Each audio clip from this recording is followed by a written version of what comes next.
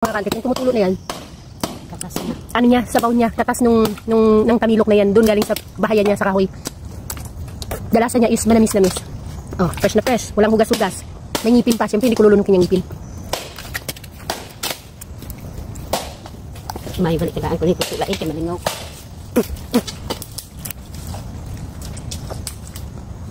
Ini, kaso lang ini.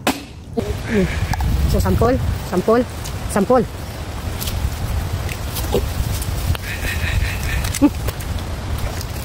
Ah, may putik.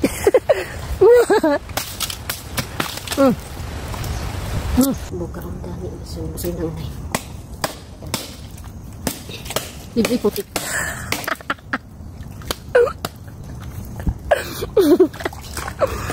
O, diba? Saan ka pa? Kaya niyo yun? Siyempre kayang-kaya ni Boy Tapang.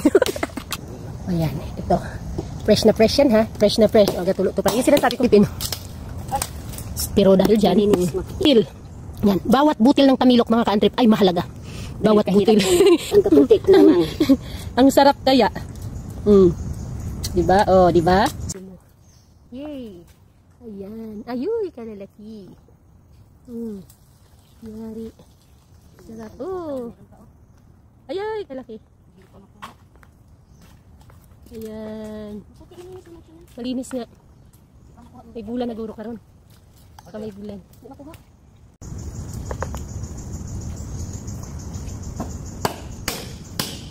Ito pa lang ito niya. Hindi siya kakainin.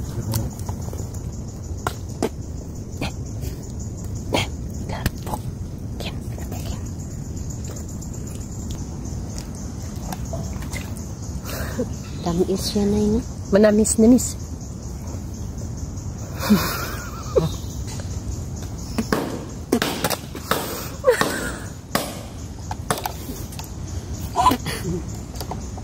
Wala po.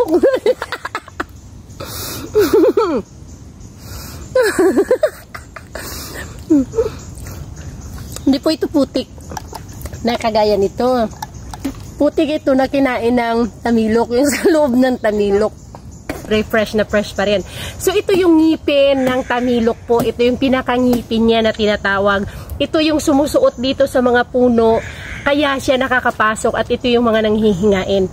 So ganito siya usually kahaba o yung iba mas mahaba pa. So ang kulay po nito ay may puti at may itim. So meaning ito pong itim na yan, part na yan, ay kinain niya po yan. Putik, made of putik. Pakita obe. Putik at the same time ano yan yung sa pwede mong kainin ng putik pero yake medyo asin putik yan siya. Pwede mo ring hugasan, tanggalin ang putik ganon para medyo malinis-linis siya. Wala nang putik. So ito ay fresh po talaga to, ha, hindi natin hinugasan, fresh from the pinagkunan. So titikman ko na para malaman nyo yung lasa ng fresh tamilok. Yay, tanggalin ko na yung putik. Yan. Ang kanis.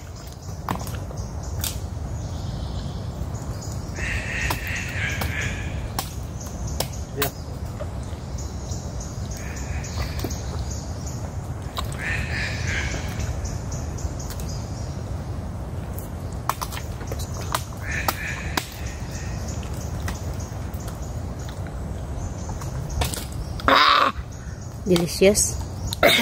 Yummy. Yummy.